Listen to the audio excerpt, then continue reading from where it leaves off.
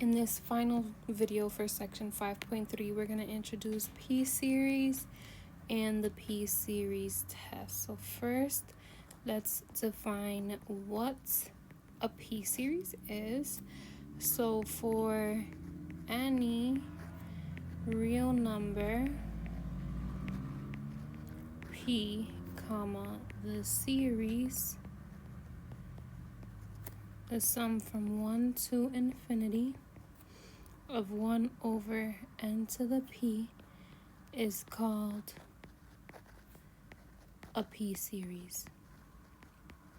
So basically, like if you have some series which is just 1 over n to some number, that is a p-series. So for example, the famous harmonic series, right, which was the sum from 1 to infinity of 1 over n, is a p-series with p equals 1, right? And this, remember, this is an important series to remember, the harmonic series, because even though the sequence 1 over n converges to 0, the same does not happen with the sum, right?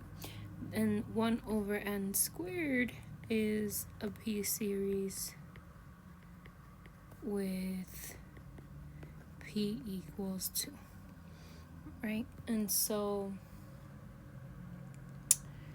what we use for p-series, like first you have to notice that your series is a p-series, and then once you do, you can use the p-series test. And I love this test because it's a very straightforward test. So a piece, oops, what in the world? Okay, so it says that a p-series converges if p is greater than 1 and diverges if p is less than or equal to 1, right? So we know that because this p is equal to 2, which is greater than 1, we know that this series diverges. Oops, I mean converges. Sorry. Right, if it converges if p is greater than 1, we see this p is greater than 1, so this one converges. And if it's less than or equal to 1, so when we have equal to 1, we get the harmonic series, and it says it diverges, which is what we learned previously about the harmonic series, so that makes sense, right? So it diverges if p is less than or equal to 1. So let's do an example. Oops, I do not want to be writing in red. So a is the sum from 1 to infinity of 1 over n4. So first thing you have to notice is that this is a p-series, right? And p is equals to 4, which since p is greater than 1, remember it converges if p is greater than 1.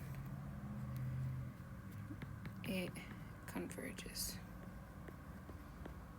right? And then for part B, we do the sum from 1 to infinity of 1 over n to the 2/3, right? So then you notice that this is a p-series